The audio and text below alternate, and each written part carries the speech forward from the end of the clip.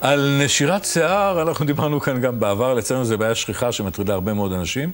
אנחנו מדברים עם המדען שמוליק גונן, שעוסק במחקר ופיתוח ביולוגי של נשירה שנגרמת כתוצאה מתחזוק וטיפול, לא נכון, של השיער. שלום לך שמוליק. שלום וברכה. לפני שנדבר על מה שתכננתי לדבר היום, אולי נזכיר שוב איזה סוגי התקרחות גברית יש.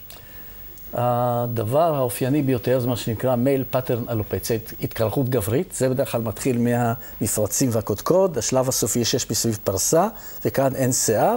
זה בדרך כלל נובע מן המאזן ההורמונלי, טסטוסטרון לעומת אסטרוגן. הדבר השני, האופייני, שהוא מאוד נפוץ, אם כי רחוק בשכיחותו מהתקרחות גברית, זה מה שנקרא אלופציה ריאטה, בעברית קוראים זה התקרחות מוקדית. אלה אזורים, אגב, בהתקרחות, כשחושבים שרק גברים מקריחים, אז נשים רבות מאוד מקריחות, ואני חושב שאצלי זה בערך 50-50. שמוליק גונן, תגיד לי עכשיו, בוא נדבר על הדבר שבשבילו התכנסנו כאן בעצם. איך אנחנו בטיפול היומיומי פוגעים בשיער? אז קודם כל ישנו מיתוס שזה לא בריא לחפוף שיער. כמובן שזאת שטות מוחלטת, כיוון שלשערה יש מחזור גידול קבוע משלה. בממוצע, כ4 שנים, השערה צומחת, נושרת, סקיק השערה, כלומר השורש, כ3 חודשים אוגר כוח, מתחיל להצמיח שערה חדשה. ולכן צריך לחפוף כדי שהאור יהיה חי, בריא ונושם. אגב, אותו מיתוס קיים גם בדרגים מקצועיים, ולכן ההסתדרות הרפואית האמריקאית לפני שנים רבות עשתה מחקר על קבוצת ענק של 15,000 איש, הוכיחו בצורה ברורה לגמרי, המסקנה שלהם הייתה, לא חופפים כמו שצריך, אין בסוף מה לחפוף.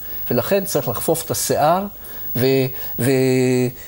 מי שעוסק בספורט או עובד בעבודות עם הרבה הזעה, אבק, אפילו פעמיים ביום יכול לחפוף, אני חופף קבוע פעמיים. וזה רגע פגענו במשטר המים בישראל, אנחנו מנסים למלא את הכנרת. חפיפה קצרה, כן, לא צריך חפיפה ארוכה, חפיפה קצרה.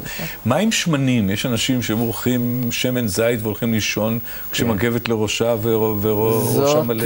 כן, זה שוב דבר לא רצוי, כיוון שזאת שיטה לאיתום אור הקרקפת. זה יכול להגביר את הנשירה. עכשיו, במצבים רגילים, אולי זה לא כל כך חמור, אבל אנשים שסובלים מסבורג דרמטיטיס, כלומר קסקסים קשים, קסקסים דרכתיים, זה חמור מאוד, כיוון שזה מגביר את הנשירה. זה יכול להגיע אפילו לדימום כשזה... זה יכול להגיע לדימום, ועכשיו אנחנו מגיעים לנושא השני של נושא הקסקסים. נושא קסקסים זאת תופעה שהיא די שכיחה בישראל. השלב הקל יחסית נקרא סבוריה, זה בא מהמילה סבום, שפירושו חלב. וכן, יש כאן אבקה כזאת, שלג, בייחוד כשהחולצה שחורה. זה יכול לנבוע מיובש, זה יכול לנבוע בעיקר כתוצאה מעודף הפרשה שבלוטות החלב, סבום, ואז זה סבוריה. במצב דלקתי קוראים זה סבורג דרמטיטיס, כלומר דלקת, ואז בדיוק כמו שאמרת, זה מגיע למצב של דלקתיות. שמנים במצב כזה לא רצויים לחלוטין. יפה. יש חשיבות לסוג השמפו שאנחנו משתמשים בו? יש מאוד חשיבות לסוג השמפו.